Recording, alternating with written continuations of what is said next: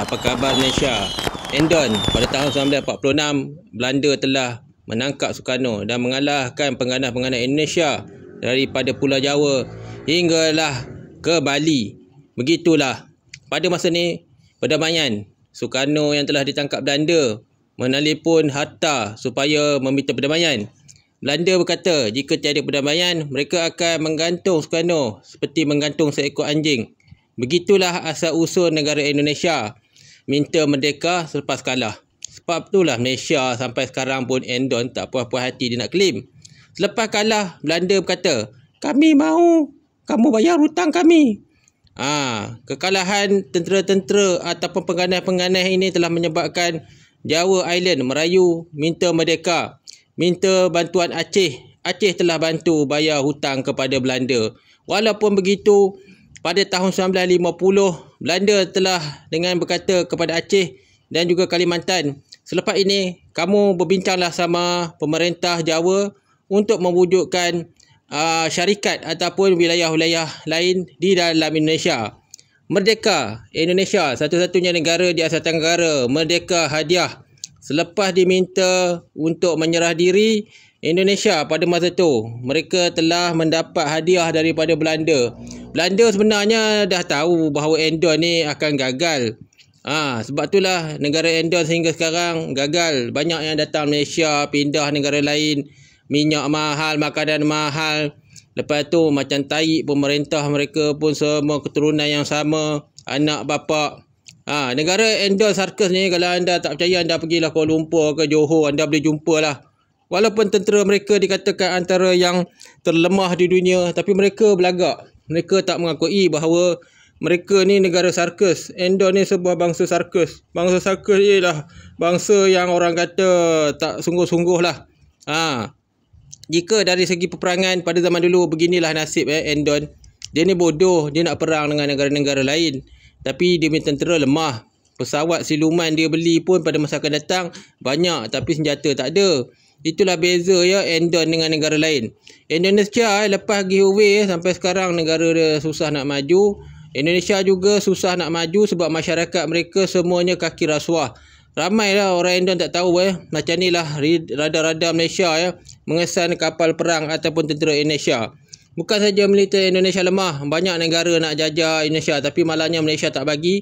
Malaysia cakap kalau jajah nanti susahlah Malaysia nak bisnes. Sebab lah pada tahun 1960-an banyak negara tak jadi jajah Endon. Kalah teruk konfrontasi ganyang Malaysia, Endon kalah teruk. Tentera udara dia kalah, tentera laut dia kalah, tentera darat dia banyak mati.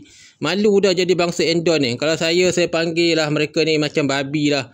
Kalah teruk Kalau nak tahu pada masa tu Malaysia, New Zealand, Australia telah mengepung Indonesia selama 4 tahun hingga 5 tahun lah. Pada masa tu Indonesia telah bankrupt lah. Kekuatan Endon tahun 2025 macam orang kata tandas baru lah. Bukannya kuat sangat pun.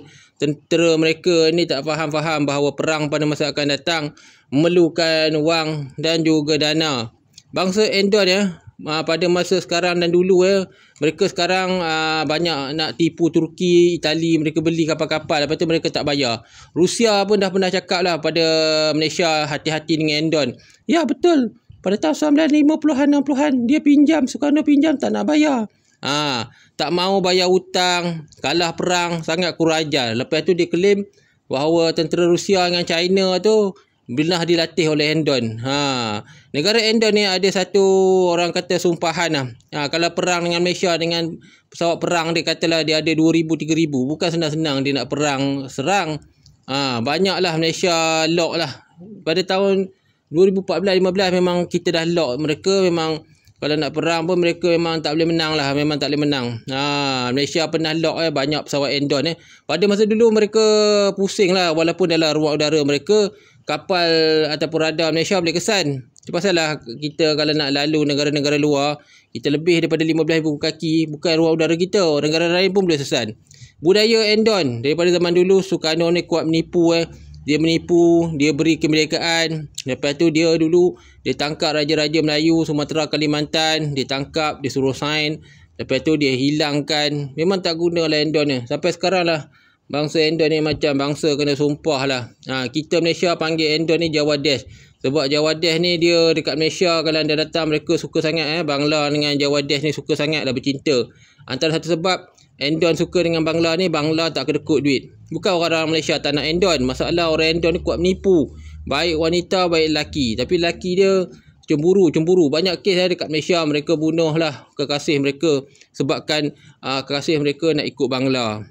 Selain tu, pada tahun 1950 Kalimantan Sultan telah menjadi wakil pada masa tu untuk memberikan Belanda surat perjanjian. Pada masa ni Sukarno telah dilenyapkan oleh Belanda sebab Belanda tak percaya Sukarno. Kalimantan Sultan lah yang menyelamatkan wilayah-wilayah ini daripada Belanda.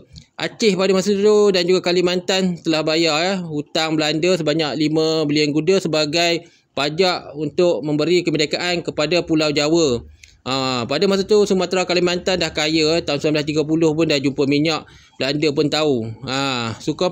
Sumatera Kalimantan Sultan mereka ni lah pada masa dulu telah menjadi wakil-wakil untuk berunding dengan Belanda sebab tak ada siapa percaya dengan Jawadesh. Jawadesh ni Sukarno lah. Sukarno ni dia kurang ajar sama macam orang Endon sekarang. Apa pun kita Malaysia, kita bersyukur lah kita merdeka, sebab kita pun tak ada perang. Kebanyakan wilayah kita pun bergabung juga tapi kita tak ada perang. Berbanding dengan Endon, mereka mencuri dan membunuh. Apa pun akhirnya Malaysia menang.